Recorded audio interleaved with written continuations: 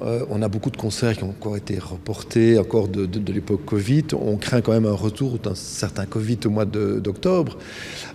Donc on a beaucoup d'activités qui sont prévues, c'est assez intense. On a dépensé beaucoup d'énergie en faisant 2-3 métiers en même temps, métiers culturels, métiers sanitaires, métiers Bon voilà, maintenant on est plutôt météorologue, donc voilà, on est habitué à ça.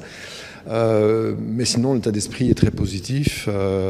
Je dirais qu'on commence rarement fatigué comme on est maintenant. Mais ça ne veut pas dire que ça ne va pas bien se passer. Au contraire, ça donne aussi une forme d'énergie particulière. Et donc, on a maintenant, on a commencé le 3 septembre. À l'époque, début septembre, il y avait 1 ou 2 concerts. Maintenant, derrière nous, il y en a déjà une dizaine qui ont été faits ici au Bota. Et alors, quand même, je pointerai en fin de mois un tout petit festival de 2 jours dans le parc du Botanique avec un podium couvert, avec une capacité quand même de 1500 personnes. Et là, on a 2 soirées qui seront vraiment mémorables. La première, c'est Godspeed du Black Emperor qui faisait 2 orangeries complètes il y a 1 an, reportées sur une seule date ici. Et le lendemain, donc le jour de la fête de la Fédération Wallonie-Bruxelles, on rendra hommage à Pierre Van Brakel qui nous a quittés de manière assez brutale pour nous quand même en début d'été. Et donc là, on aura une affiche de tous des artistes qu'il a signés durant sa carrière. Et Dieu sait s'il a apporté des choses quand même à la filière musicale en Belgique. On aura Charcot, on aura Françoise Breut, on aura Jawar, on aura Gérald Gentil, on aura Charcot, on aura Anne Pierlet et on aura aussi Gersina White qui feront un vrai concert en fin de soirée. Ça, c'est une soirée aussi qui nous tient vraiment beaucoup à cœur parce qu'elle est un peu le résumé de tellement de choses qu'on a vécues ici au Botanique. Alors, les travaux proprement dits, donc on parle de la rotonde et l'orangerie qui vont augmenter de capacité quand même de manière substantielle. La rotonde passe de 300 à 450 avec une mezzanine et l'orangerie passe de 650 à 1100 personnes. Donc ce sera vraiment avec un changement de scène. Donc les gens pourront sortir vers le parc après les concerts. Et donc là, ces travaux-là vont commencer en septembre prochain.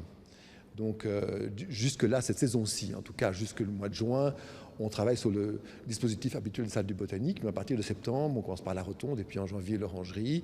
Et pendant ce temps-là, effectivement, il y aura un déplacement de l'activité, notamment en exposition, puisque le Botanique danse sur 2 pieds, exposition et concert. Et les expositions vont se tenir soit dans les couloirs, parce que les serres sont un espace formidable d'exposition. On va revégétaliser avec des expositions d'artistes en sculpture et autres, aussi en art visuel. Donc il y a pas mal d'éléments. Et on travaille sur certains projets à l'extérieur, à Liège ou à Tournai, ou même ici à Bruxelles. Donc tout ça évolue. Et donc voilà, l'activité continuera le mieux possible. Et donc les fanatiques de concert, ça nécessite déjà, on a plus de 100 000 personnes qui sont venues au concert du Botanique. C'est même un record historique. Après le Covid, on peut quand même s'en féliciter. Ça veut dire que la maison fonctionne, que le public adhère à notre projet.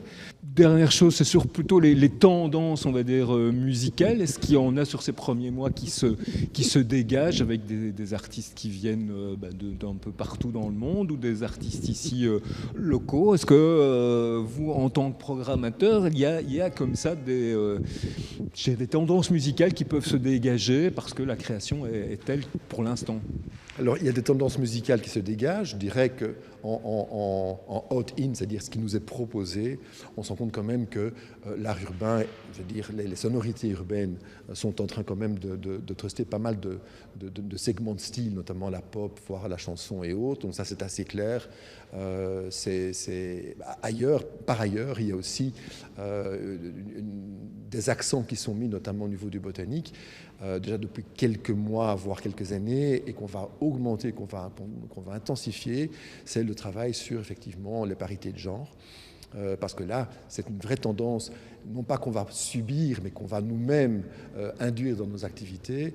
Et dans tous les genres musicaux, certains plus difficiles que d'autres, mais on va trouver effectivement des expressions qui seront plus féminines et qui vont apporter à la palette émotionnelle de ce qu'on propose une dimension qui nous plaît et qui plaira aussi au public et qui, je crois, me semble aussi nécessaire.